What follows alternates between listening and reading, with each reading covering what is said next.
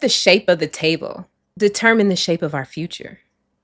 What if no one sat at the head of the table and everyone held equal value? What if wealth was not concentrated, but circulated? Rectangular tables create hierarchy. Round tables create harmony. And in this episode of the Generational Rhodium, we are rewriting power dynamics through collective wealth. Great awakening, magnificent people. I am Jazmian D. Thank you so much for joining the Generational Rhodium. It is the media and healing branch of HWPLP. HWPLP stands for Health, Wealth, Prosperity, Love, and Peace. We are a movement-driven investment firm committed to building generational wealth through healing, group economics, real estate, and venture capital. Please take a moment to like, comment, share, and subscribe, and join our mailing list at HWPLP.com to stay connected and then also to learn more about the movement. This episode is part of our newsletter series, Building Tables, Not Asking for Seats. Now let's get into this magnificence.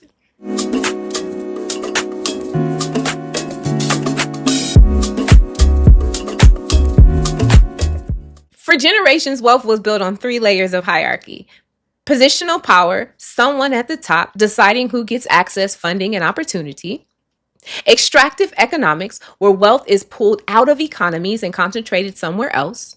And a dependency culture, where people are conditioned to wait for permission, validation, and approval. A direct carryover from colonization, slavery, corporate and plantation era structures that reward gatekeepers and not communities.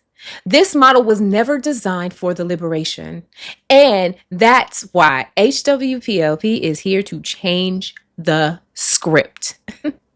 A round table has no head, no corners, no hierarchy. Every person sits in equal power, equal voice, holds equal resonance, equal perspective, and matters. Round tables circulate energy that stays and grows and heals the same way wealth should circulate in communities. Let me break this down, the HWPLP circular wealth model. You have the shared vision where everyone contributes energy, gifts, wisdom, and not just money. You have the shared power where decision-making is collective. Wisdom is not centralized, it is decentralized.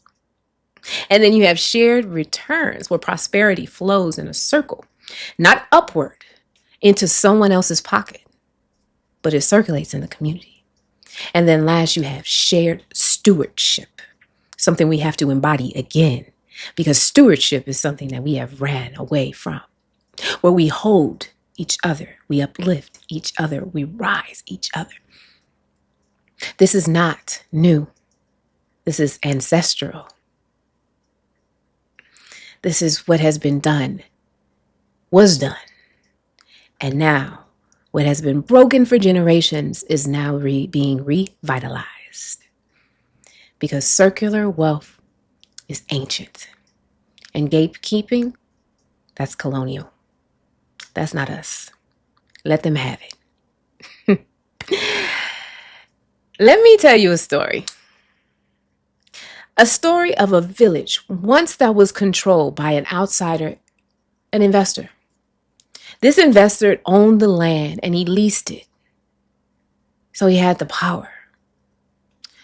But one day the community said, we're done. We're done with this. And they formed their own wealth circle, each contributing what they could. Some brought money, some brought skills, some brought farming knowledge, some brought ancestral knowledge. And they collectively made decisions with equal voice, equal value. And together they purchased their land back. They built circular homes. That's powerful. They built communal gardens, healing centers, co-ops, marketplaces, training hubs for children and elders. Now, the wealth that they were generating, it stayed in their village. And prosperity circulated it. from person to person, family to family, generation to generation. And this is exactly how village savings and loans associations worked. And those are things that I did a lot of in my previous work. And they were systems that worked. And these village savings and loans associations, these women in Africa, mostly where I worked, are in the South in general, they would gather together in circles.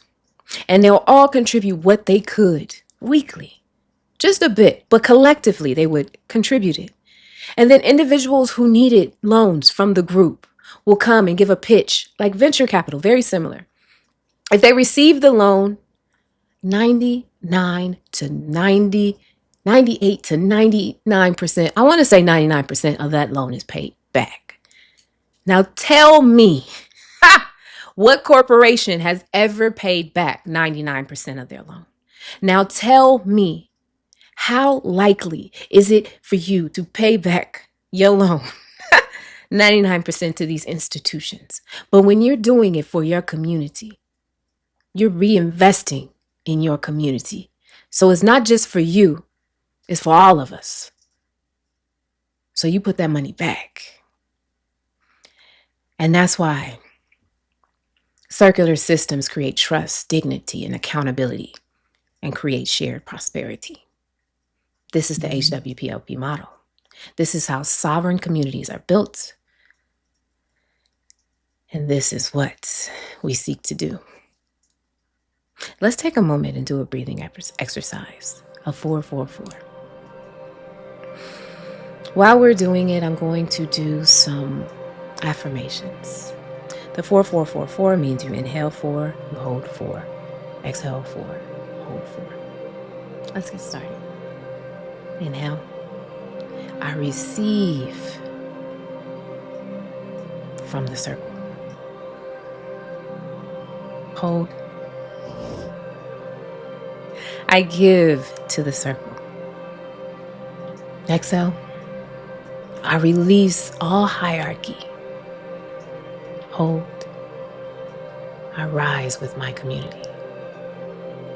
Round 2. I receive from the circle. Hold.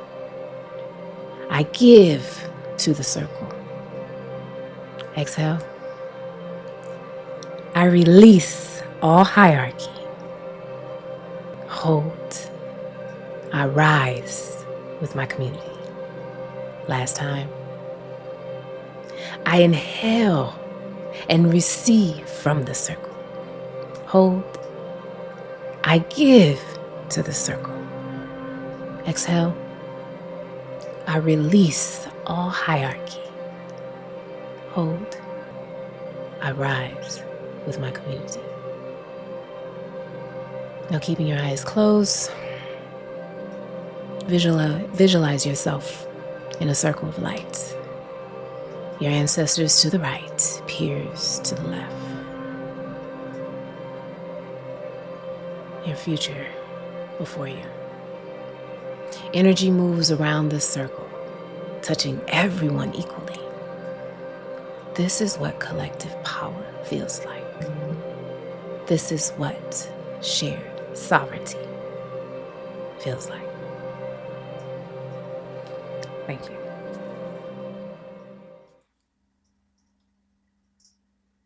Now I want to break down how HWPLP brings the roundtable model to life. HWPLP has wealth circles. We have members that contribute. And in their contributions, they have the ability and the alignment to make decisions collectively. And they share returns with integrity. We also have skill-based power, a healer, a financer, a strategist, a farmer. Everyone is equal. There are no titles required. Wisdom determines leadership. And everybody comes to the table equally and has something to contribute.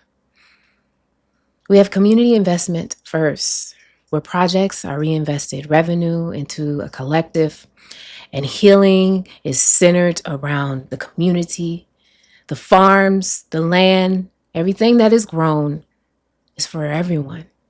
Housing for everyone. Land for everyone. So circular accountability, transparent processes, shared responsibility, and mutual elevation. This is wealth as a spiritual practice. This is economics as energy work. And this is community ascension in real time. Now, here are some tangible steps to help you create your own circle. Are prepared to join HWPLP circle. You can have small groups, 3 to 5 people, where you guys have shared values and you come together with those strengths and you build systems that work for you. And you do it collectively. In a collective, everybody doesn't have to have the same goal. Everybody doesn't have to have the same agenda, the beliefs. We have to have the same end goal. The same end goal in terms of what we are looking to experience, what we are looking to ultimately get returns in. We don't have to be like, oh, politically we have the same views. Oh, ethically we have the same views. No, because everybody is an individual and everybody has the right to have their own individual views. However, we all have the right to be free and sovereign and have wealth abundantly because that is our right. And if we can be in harmony with people to make decisions, we should do that. Number 2, have an equal voice agreement. When you make these groups, make sure that everybody is on the same accord. Like, it's an agreement that we do not decide individually. There is no person who is better than another. We are collectively coming together to do this. And decisions are made on a consensus. And that is how things are done. Number 3, define your vision, your shared vision. What do we want to build that will outlive us? So asking yourself, how do we create legacy? How do we create something monumental, magnificent? Number 4, circulate first, profit later. Everybody wants to just run off with the profits, but that's not how you build wealth. You don't build wealth by making a profit and spending it all. You build wealth by recirculating those profits and just using what you need to maintain the business. And make other investments, micro investments with some of the profits. Number 5, and the last one, rotate the leadership. Don't just have somebody in power only. Allow someone else to lead. Allow somebody else to shift the dynamic. There's so many different views and so many different ways to do things. And sometimes a different perspective can make things be magnificent. So if there's no fixed head of the table, then no one feels they're superior to anyone else. This is how we decentralize power. This is how we build together. This is how we rise. The table is round because the future is collective. Power is not hierarchy. It is harmony. And your sovereignty is magnified when you rise together. Now let's close with the HWPLP affirmation. Heal your mind, body, and soul. Build the wealth that is your birthright. Live in full prosperity, love unconditionally, and live in a state of peace. And so it is, and so I am, so it be. I want to thank you so much for joining me for the Generational Rhodium. I am Jazmian D with HWPLP, and I absolutely look forward to seeing you next time. And until then, peace, love, and light. Thank you.